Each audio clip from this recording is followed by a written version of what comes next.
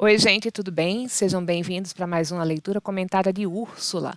A leitura comentada é a série de vídeos em que eu faço a leitura da obra para você, com você acompanhando, te explicando o vocabulário, os recursos expressivos, as referências intertextuais usadas na composição da obra. Nesse vídeo, a gente vai começar a leitura do capítulo 11, O Derradeiro Adeus. Úrsula, ainda tão nova, começou a vergar sob o peso de tantas comoções encontradas. Foram tantas emoções e sofrimentos que é como se ela começasse a vergar, né? A se dobrar diante de profundo peso. Pálida e abatida, semelhava ao lírio do vale que a calma emurcheceu. Era débil para tão grandes embates. Úrsula era frágil, não aguentava tantos conflitos.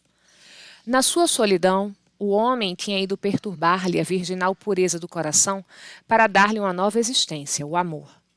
E depois, ainda, o homem, invejoso dessa momentânea e fugaz, ou seja, efêmera, passageira felicidade, veio roubar-lhe a tranquilidade do espírito e envenenar-lhe a suave esperança de uma vida risonha e venturosa, feliz, espremendo-lhe no coração a primeira gota de fel, substância amarga, do cálice que ela devia libar até as fezes. Gente, nossa, apareceu a palavra fezes aqui, uma coisa pesada, mas aqui fezes tem o sentido de borra, tá? Ela vai ter que engolir, beber esse fel, esse líquido amargo, esse veneno quase, já que foi usado veneno um pouco antes, e ela vai ter que beber isso até aquele último pozinho que fica ali no fundo do cálice, como se escrevia na época. Ela, conturbada e aflita, recolhia-se em si para meditar nas expressões ardentes e ameaçadoras do homem da mata, que a amedrontavam e que a gelavam até o fundo da alma. E quem será ele, Deus meu? Por que fatalidade me viu e disse-me que me amava com um amor ardente e intenso que terá a duração da sua vida? Pressagia meu coração aflito que esse homem e o seu amor me hão de ser funestos. De novo, a intuição de um futuro que é funesto, que é triste, que é fatal. Uma voz interna diz-me que aí está uma grande desgraça. Oh, esse homem ensanguentou os meus vestidos que eram tão alvos. Cada nódoa desse sangue que tanto me horroriza, parece-me que serão outras lágrimas. Cada nódoa desse sangue que tanto me horroriza, parece-me que serão outras tantas lágrimas de amargura que tenho de verter, né? Ela vai ter que soltar essas lágrimas no futuro. Oh, meu Deus, permite, Senhor, que eu me engane e que jamais o torne a ver. Tancredo, livrai-me desta aparição ou deste ente repulsivo e ameaçador. Tancredo, onde estás a esta hora? Que fazes que não me vens proteger contra a insolência e as ameaças desse caçador desconhecido? O teu amor há de amparar-me, ó sim. O teu amor me dará forças para destruir suas loucas esperanças e esquecer suas terríveis ameaças. Vejam que isso tudo são os pensamentos de Úrsula e é um momento que lembra muito, gente, o solilóquio da Julieta, aquela coisa da moça sozinha meditando sobre a sua paixão, sobre o seu futuro, imaginando o que vai acontecer com ela. É um recurso muito típico ali do teatro, tá? E ela fechou os olhos, mas na mente se lhe figurava, aparecia a figura, constantemente, aquele rosto severo, ardente, apaixonado e ameaçador. Aos ouvidos lhe retumbava, ecoava, o som da sua voz. Era como se ainda o ouvisse, e ela, desanimada e sem forças, procurava desvanecer, dissipar essa visão infernal. Depois de algum tempo de luta interna, exclamou: "Oh, que homem tão ousado, cujo olhar sinistro me amargurou a alma!" Apareceu à noite, rebuçada, coberta, no seu manto de escuridão. E a donzela supôs encontrar o sossego nas trevas e no sono. Mas trêmula e agitada no seu leito, invocava embalde, em vão, o sono. que o fantasma se erguia. Era em vão que ela tentava dormir, porque quando isso acontecia, o fantasma se erguia, aquela figura aparecia na mente dela, mudo e impassível. E sua mente alucinada dava-lhe movimento e voz. A mente alucinada aqui é a mente de Úrsula, que dá ao fantasma voz, né? Dá a ele movimento e voz. E ele blasfemava e ameaçava e sorria-se com sarcasmo. Os olhos chispavam fogo, e os lábios agitavam-se convulsos, e os membros e o tronco pareciam cobertos de sangue. Tancredo, ao ver a Adelaide e descobrir que ela tinha se tornado a mulher de seu pai, teve uma alucinação acordado. Aqui Úrsula está delirando enquanto está meio ali dormindo, meio acordada.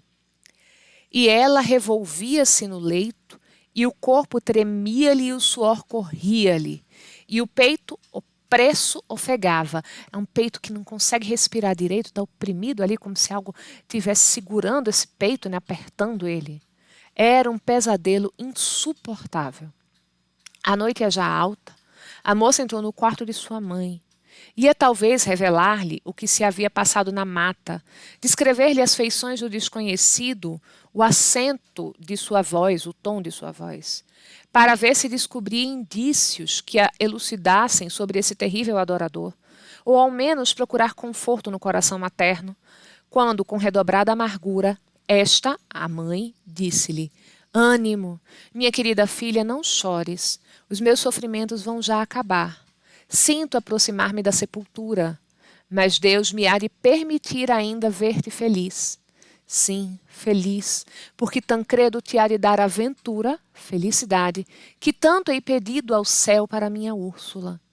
A moça, então, traspassada de dor, olhou para essa infeliz mulher a quem tão ternamente amava e estremeceu de angústia. Luísa B. não poderia já aspirar muitos dias de vida, respirar muitos dias de vida. E essa lembrança fez esquecer sua desagradável apreensão e até mesmo seu amor apaixonado para entregar-se à dor de uma eterna separação que ela antevia como irrevogável. E debruçada sobre o colo materno, a donzela derramava sentido, sofrido e terno pranto, que vinha lá do fundo da alma, onde havia dor 1000 vezes mais cruel que a própria morte. Ela fechava aqueles olhos alquebrados, cansados, que mal podiam já acariciar os seus. Então, os olhos que estão cansados são os olhos de Luísa B. E Úrsula vai lá e fecha os olhos da mãe para ela poder relaxar. Aqueles lábios semi-mortos que fracamente exprimiam a ternura maternal. Aquelas mãos hirtas, rígidas e regeladas, frias, congeladas, que só por sobre-humano esforço erguiam-se ainda para abençoá-la. E o coração partia-se-lhe de angústia. Brilhou ao fim, é o mesmo que enfim, a alvorada, que espancou essa noite tão longa e de tantas dores. Luísa B. recobrou fictícios sinais de melhoras. São sinais de melhora falsos. Aqui fictício está no sentido de falso, tá? São de mentirinha. Úrsula, mais reanimada, tinha secado o seu pranto. E feliz pelas melhoras de sua mãe, procurava esquecer o desconhecido da mata, cuja entrevista desejava relatar à mãe. Mas aguardava para esse efeito um dia em que esta se sentisse mais forte e vigorosa, com mais energia. Úrsula receava incomodá-la com seus receios, aliás, tão bem fundados. Tinha razão. Luísa B., no aflitivo estado em que se achava, morreria instantaneamente vendo a filha querida de seu coração ameaçada por um homem cuja fereza, cujo aspecto feroz desenhava-se no seu aspecto, né? Cujo instinto e atitude tão agressivos você via ali na aparência dele. Sim, Úrsula tinha razão. Luísa não poderia resistir a esse novo embate. Era demais para uma fraca moribunda. E alguns dias tinham-se já passado depois dessa noite de penosas comoções, né, de sofridas emoções e tristezas. E Luísa B. era ainda a mesma débil, esquálida, que é pálida e magra, enferma, doente, mas terna e desvelada mãe.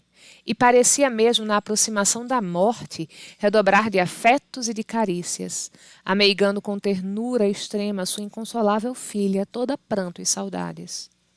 Um dia, porém, Luísa pareceu recobrar forças, que há muito a haviam abandonado, e a filha viu com prazer surgir-lhe nos lábios, um sorriso animador. Acreditou que suas lágrimas tinham tido o poder de arrancar a mãe às mãos da morte, e prostrada rendeu graças ao Senhor. Pobre Úrsula! Era esse o dia destinado, e há tanto esperado, para ela informar sua mãe sobre a entrevista da mata, e começava já a dispô-la para esse fim quando bateram à porta. Ela levantou-se precipitadamente e foi abri-la. Era um escravo, que inquiriu, né? Ele perguntou: "A senhora Luísa B?" "É minha mãe", tornou a moça.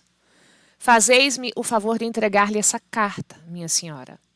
"Sim", tornou Úrsula e acrescentou: "Não se poderá saber de onde veio?" O negro, sem dar resposta, saudou-a, humilde e respeitosamente, e picando o cavalo, né, ele está ali acelerando o cavalo, incentivando o cavalo a andar mais rápido, seguiu a trote largo pela imensidade do campo. A moça voltou para junto de sua mãe e apresentou-lhe a carta, trêmula e desassossegada. "Uma carta?" exclamou esta. "E de onde virá ela?" "Lede, a minha filha."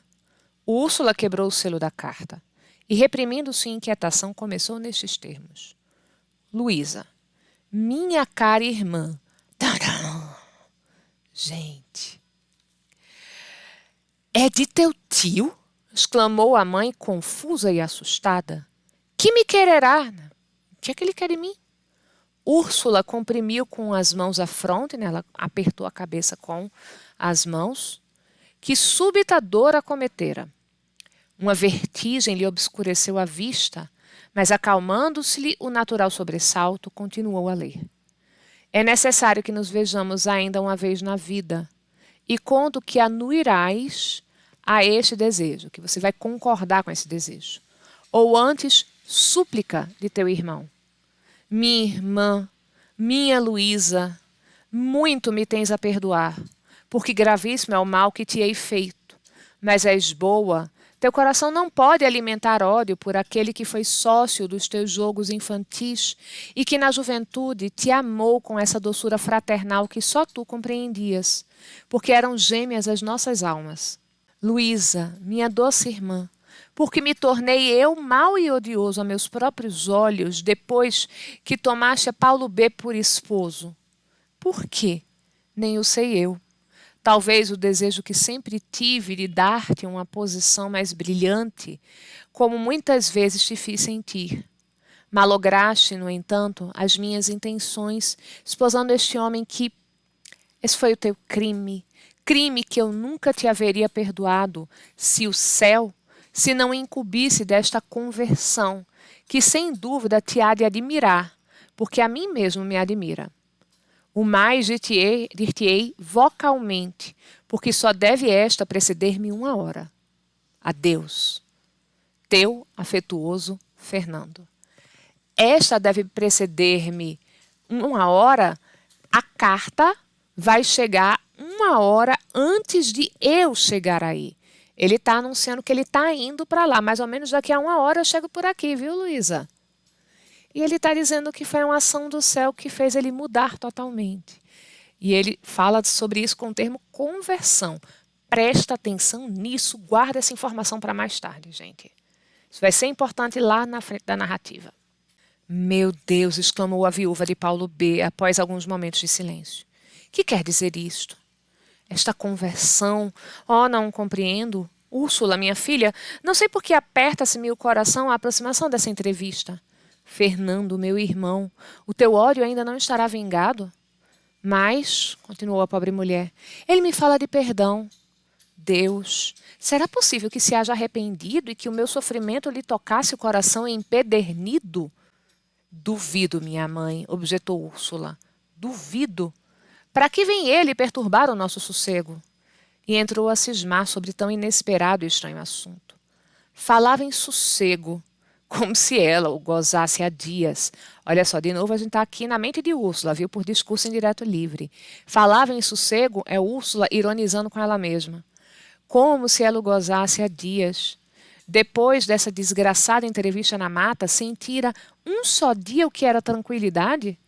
Não, por certo. Mas Fernando P., que vinha ele aí fazer?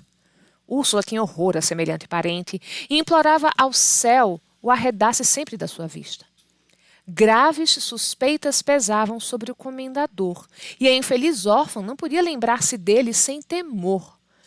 Suspeitas de que caem sobre o comendador, o tio de Úrsula? E Luísa tinha suas razões. Por isso, agora mais que nunca estava aflita e inquieta, mas Úrsula, para tranquilizá-la, disse: Por que estás assim a tremer, minha querida mãe? Que mal vos poderá ele fazer além do que já tem feito? Ele vos fala em perdões, trata de uma conversão, operada pelo céu, que a ele mesmo admira, tornou Luísa, interrompendo sua filha, que cada vez se sentia mais inquieta. Esta conversão assemelha-se a todos os anos da sua vida. Esta conversão deve nos ser funesta. Então, vai ser fatal, vai ser terrível para nós. Pensais isso, minha mãe? Interrogou a pobre Úrsula, pálida e convulsa. Ela começou a tremer. Sim, minha filha, e quase que te o posso assegurar. Santo Deus! Exclamou Úrsula, precipitando-se para fora do quarto de sua mãe. Ela saiu correndo do quarto e cobrindo o rosto com as mãos ambas. O caçador desconhecido acabava de entrar sem anunciar-se. Fernando! Exclamou Luísa, tornando-se lívida e tiritando de frio. Ela está pálida, ela começou a tremer também, de frio. Luísa, Luísa, minha querida irmã! Bradou o comendador, correndo para ela e unindo-a ao seu coração. Ele abraçou ela bem forte, né? Este brado, grito, terno e comovido, revocou a infeliz mulher a uma vida que ela já julgava extinta. E, esquecendo por um instante todo o amargor que Fernando lhe derramara no coração, sorriu-se para o irmão que amara e, por momentos, brilhou-lhe no rosto a alegria. E disse: Meu irmão! E Fernando cedeu, então, ao mais belo transporte da sua alma, ao único sentimento virtuoso que Deus a ele implantara e que, embalde, tinha lutado por abafar ou destruir. Fernando combatia há 18 anos o poder desse amor fraterno e seu orgulho conseguiu por algum tempo que o coração repugnava, o que a razão e a inteligência condenavam, e o que ele sentia dolorosamente, porque só nesse afeto lhe estava a aventura de toda a sua vida. E, para vencer-se, obstinadamente evitava a vista de sua irmã. Ele teimosamente evitava ver a irmã, a que não poderia resistir, para bem saciar a sua vingança, para bem flagelar-se, flagelando-a na sua desgraça. Se ele visse, ele deixaria de lado o desejo de vingança. E aí, para ele se mortificar, para ele se machucar, ele continua sem vê-la, para poder machucá-la mais ainda. Fernando tinha vivido solitário e desesperado, com essa luta terrível do coração, com o orgulho, e esses desgostos íntimos que ele próprio forjava o tinham embrutecido, e tanto lhe afearam o moral que era odiado e temido de quantos o praticavam ou conheciam de nome. Sejam as pessoas que apenas o conheciam de nome, sejam aquelas que lidavam com ele, que conviviam com ele, todo mundo detesta ele. E veja a ordem que a Maria Firmina usou. Praticar, primeiro, os que convivem com ele, né, tem que interagir com ele, e depois os que conhecem ele apenas de nome. Então, ela vai intensificando o quanto ele se tornou uma pessoa detestável. Ele tornara-se odioso e temível aos seus escravos. Nunca fora benigno e generoso para com eles. Porém, o ódio e o amor que lhe torturavam de contínuo, ou seja, continuamente, fizeram-no uma fera, um celerado. Celerado é um pervertido criminoso. Nunca mais cansou de duplicar rigores às pobres criaturas que eram seus escravos. Aprazia-lhe, ou seja, dava a ele prazer, os sofrimentos destes, porque ele também sofria. Eis aí, pois, a alma implacável na maldade do irmão de Luísa. E Úrsula, onde estava ela? Pobre menina, correu sem tino, ou seja, desatinada, sem razão, e sem consciência do que fazia, porque acabava de reconhecer em seu tio o caçador cuja voz e cujas expressões não podiam ser esquecidas. Seu aspecto, suas ameaças, seu amor violento e libidinoso é sensual, já o tornavam repelente.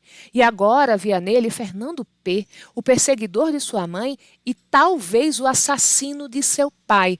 Olha as graves suspeitas que caíam sobre ele. O coração pulsava-lhe com veemência, parecia querer estar lá, parece que o coração dela vai explodir. Compreendeu toda a extensão do perigo iminente que estava sobre sua cabeça. Iminente aqui com I, gente, é um perigo que está para acontecer a qualquer momento. Sua mãe pouco poderia viver, Tancredo estava ausente. O comendador ia triunfar, já não havia dúvida. Oh, essa ideia era terrível. Úrsula correu louca por algum tempo, ora invocando a morte, ora maldizendo a hora do seu nascimento, até que, afinal, vencida por tão violentos embates, caiu em uma prostração mórbida, de onde a preta Susana veio arrancar para dizer-lhe: Ide, ide, que minha senhora lhe quer falar. Ah, ela não pode tardar. E abafou-lhe a voz copioso pranto. Então chegou a preta Susana e ela está chorando muito, falando essas palavras para Úrsula. Úrsula abriu os olhos estremecendo e perguntou: Que me queres? E reparando que a escrava chorava, tornou-lhe enternecida: Pois que, Susana, tu também choras? A velha africana pegou-lhe da mão e disse: Acompanhai-me, vossa mãe está a morrer. Úrsula exclamou fora de si: Oh, não, mentes, não pode ser. Tu te enganaste, Susana, não é verdade? Susana tomou-a nos braços e, apontando para o leito da moribunda: Vede-a, ela vos quer falar. Luísa B. estava só. Seu irmão tinha-lhe já dito o derradeiro adeus. Ela agora necessitava falar à sua filha, desabafar com ela e dar-lhe o último ósculo maternal, o último beijo de mãe. E é isso. Terminamos o capítulo com muitas emoções. Os próximos capítulos prometem ser muito movimentados e muito emocionantes. O romance demorou um pouquinho para engrenar, mas quando começou a se desenrolar, tenso.